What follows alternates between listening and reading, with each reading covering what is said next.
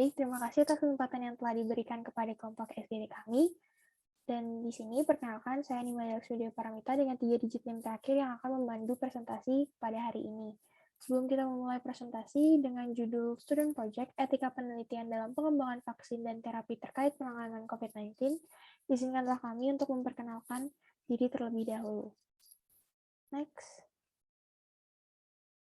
Dalam kelompok SGD ini terdapat 12 anggota, yaitu yang pertama ada Farel, Intan, Jenani, Max, lalu ada Erlangga, Yudi, dan Lika. Next. Ada Yoga, Cisa, dan Rio. Dan yang terakhir, ada saya sendiri, Lasmi Dewi, dan lalu ada Maika, dan juga Indra. Untuk selanjutnya akan dijelaskan oleh teman saya. Waktu dan tempat dipersilahkan.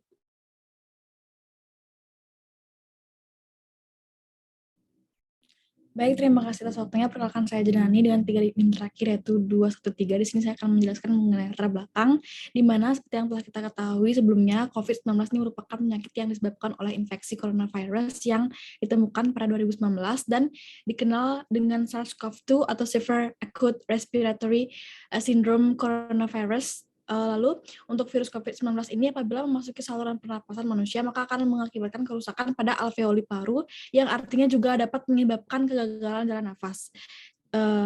Namun diketahui bahwa banyak orang dengan terinfeksi SARS-CoV-2 ini hanya mengalami gejala ringan sampai gejala sedang, di mana gejala ringan dan sedang akan sembuh dengan sendirinya walaupun tidak diberikan penanganan yang khusus. Jadi mengingat pesatnya persebaran kasus COVID-19 ini dari tahun 2020 ke tahun-tahun berikutnya, dan bahaya yang terjadi apabila pandemi ini tidak mendapatkan penanganan segera, maka pemerintah menggalakkan solusi guna mencegah penyebaran COVID-19 dengan pengembangan vaksin.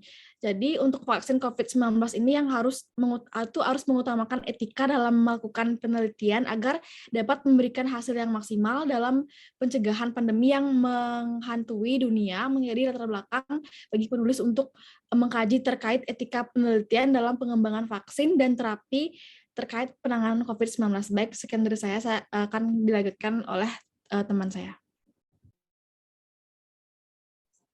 Adapun rumusan masalah yang dibahas pada tulisan ini adalah yang pertama, bagaimana etika dalam penelitian, bagaimanakah perkembangan vaksin COVID-19, bagaimanakah terapi terhadap COVID-19, bagaimanakah pengaplikasian etika penelitian dalam penanganan COVID-19. Next. Adapun tujuan dari penulisan makalah ini adalah yang pertama untuk mengetahui bagaimana etika dalam penelitian, yang kedua untuk mengetahui bagaimanakah perkembangan vaksin COVID-19, yang ketiga untuk mengetahui terapi terhadap COVID-19, yang keempat untuk mengetahui pengaplikasian etika penelitian dalam penanganan COVID-19. Lanjutnya akan dijawab dengan teman saya. Terima kasih. Perkenalkan, nama saya Cisa dengan 3 digit NIM terakhir 219. Adapun manfaat dari penulisan ini adalah sebagai berikut. Yang pertama itu manfaat teoritis, mampu untuk meningkatkan wawasan mengenai etika penelitian dalam pengembangan vaksin dan terapi terkait penanganan COVID-19. Yang kedua itu manfaat praktis, mampu untuk memahami etika dalam penelitian serta perkembangan dan terapi terhadap COVID-19. Untuk selanjutnya dijelaskan oleh teman saya. Next. Baik, perkenalkan, nama saya Putri Pratnyana dengan 3 digit NIM terakhir 215. Di sini saya akan menjelaskan 2.1 yaitu etika penelitian.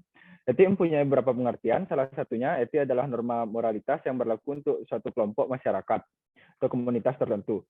Kata etik selalu dipadankan dengan predikat yang mencerminkan komunitasnya. Misalnya etik kedokteran merujuk pada moralitas dokter, jadi panduan etik penelitian kesehatan merupakan acuan bagi komisi etik atau pihak yang diberi kewenangan untuk menilai penelitian kesehatan apakah layak etik atau tidak. Panduan etik penelitian kesehatan umumnya disebut dengan panduan etik.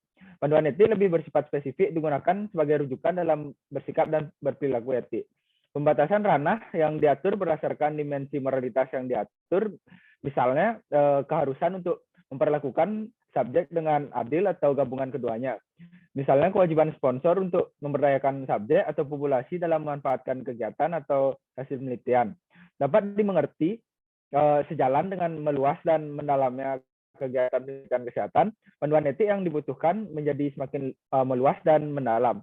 Dalam edisi terakhir guideline CIOMS sesuai disadari kebutuhan pedoman khusus tentang penelitian AIDS. Sekian dari saya, dilanjutkan oleh teman saya. Baik, terima kasih atas kesempatannya. Selanjutnya adalah perkembangan vaksin COVID-19. Yang di mana ini untuk mengakhiri pandemi global SARS-CoV-2 ini pasti kita memerlukan vaksin ya. Di mana desain vaksin yang menawarkan kekebalan protektif aktif akan menjadi strategi jangka panjang yang paling berhasil untuk mencegah potensi wabah virus COVID ini. Hingga April 2020, 115 kandidat vaksin disertakan dalam penelitian dan desain vaksin COVID-19 internasional ini. Kandidat vaksin yang paling penting termasuk vaksin vektor virus, vaksin berbasis asam nukleat, vaksin APC, protein virus, dan vaksin hidup.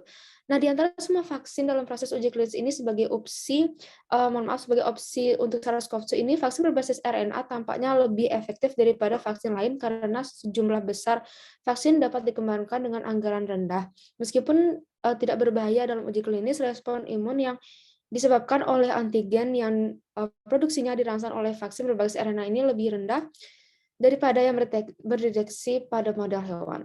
Selanjutnya akan dijelaskan oleh teman saya. Terima kasih. Baik, saya izin menjelaskan 2.3 itu terapi terhadap pasien COVID-19. Jadi menurut Setiadi dan kawan-kawan, ada beberapa langkah tata laksana pasien COVID-19 dengan tingkat keparahan tinggi menggunakan terapi. Yang pertama itu ada terapi oksigen, di mana terapi oksigen itu diperlukan terutama pada pasien dengan infeksi saluran pernapasan akut dan gangguan pernapasan, hipoksemia, sianosis sentral, shock, koma atau kejang. Lalu yang kedua itu ada terapi infeksi penyerta, terapi antibiotik empirik itu harus segera diberikan untuk mengobati patogen yang diduga menyebabkan ISPA atau sepsis.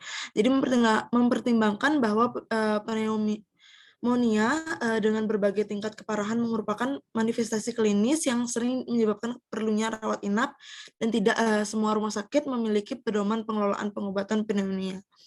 Lalu yang ketiga itu ada terapi akut respiratory distress syndrome atau sindrom gangguan pernapasan akut, di mana rincian teknis prosedur medis itu termasuk pemasangan ventilator dan intubasi untuk menyelamatkan nyawa pasien. Jadi harus dilakukan oleh personal terlatih sesuai dengan pedoman terapi WHO.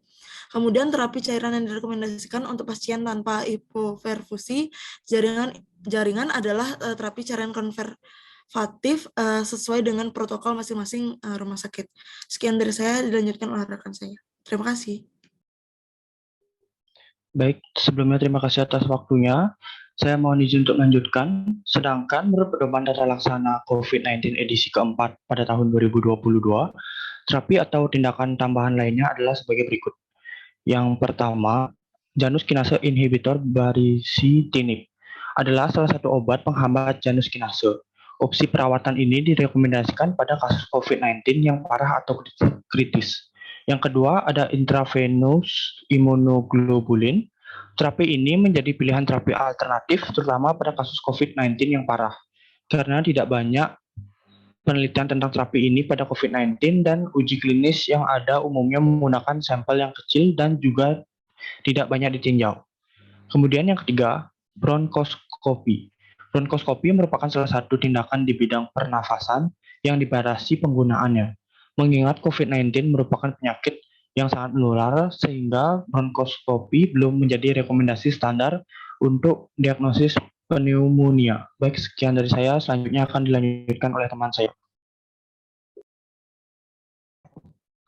Baik, di sini saya izin menjelaskan tentang 2.4, yaitu aplikasi etika penelitian dalam penanganan COVID-19.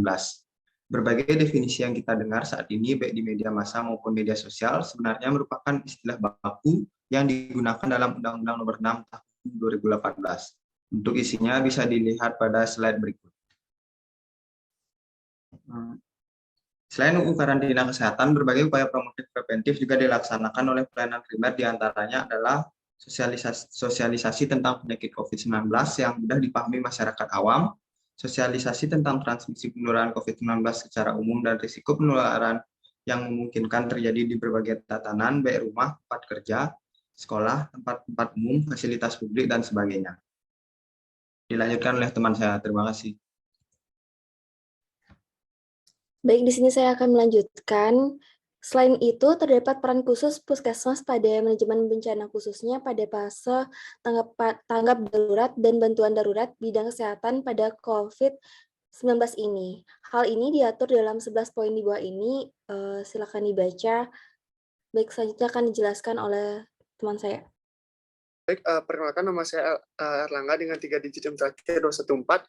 Jadi kesimpulan dari diskusi yang telah kami lakukan mengenai student project ini adalah kesimpulan yang dapat diambil adalah ada beberapa terapi yang dapat dilakukan untuk menangani COVID-19, yakni terapi oksigen, terapi infeksi penyerta, dan terapi akut respiratory distress syndrome. Sementara untuk tindakan tambahan seperti Janus kinase inhibitor baricitinib, intravenous immunoglobulin, serta bronkoskopi dapat dilakukan untuk tata laksana COVID-19. Nah, adapun kesimpulan dari etika penelitian dalam menangani COVID-19 diatur dalam Undang-Undang Karantina Kesehatan seperti karantina baik dalam skala pemberantasan sosial berskala besar.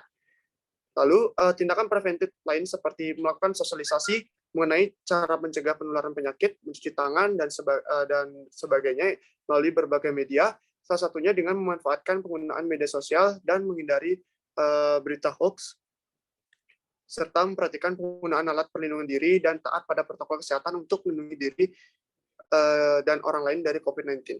Mungkin sekian yang saya sampaikan, saya kembalikan lagi dilanjutkan oleh teman saya. Baik, sebelumnya perkenalkan nama saya Dario Surya dengan 3 digit NIM terakhir 220. Jadi saran dari penulisan student project ini diantaranya yang pertama adalah saran pada pembaca, yaitu kami menyarankan kepada para pembaca untuk memahami secara detail mengenai pembahasan materi yang telah diuraikan pada bab pembahasan mengenai etika penelitian dalam pengembangan vaksin dan terapi terkait penanganan COVID yang telah dipaparkan dalam student project ini, sehingga segala ilmu dan informasi dibagikan dapat tersampaikan dengan baik.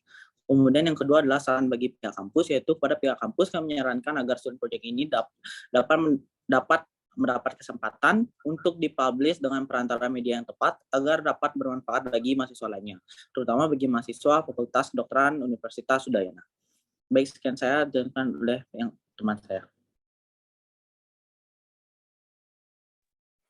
Baik, demikianlah presentasi dari Student Project SGDA 9.